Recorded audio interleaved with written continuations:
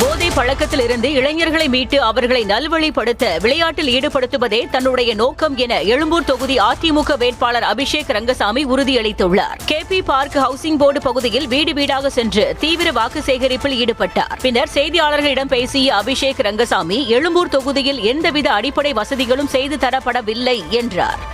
இங்க இருக்கிற மக்களை கஷ்டத்தில் உள்ளாக்கி தினம் கஷ்டம். இங்கே கரண்ட் இல்லை, ரோடு இல்லை, நல்ல ட்ரைனேஜ் இல்லை, நல்ல குடிநீர் இல்லை, கொசு தொல்லை, இந்த இந்த இந்த எவ்வளோ பிரச்சனையை மக்களுக்கு தினம் கொடுத்து அவங்கள அவதிக்கு உள்ளாக்கி திமுக சொல்கிறது நாங்கள் தலித் சமுதாயத்துக்கு நாங்கள் சப்போர்ட் பண்ணுறோன்னு. ஆனால் ஒரு பொழுதும் கிடையாது.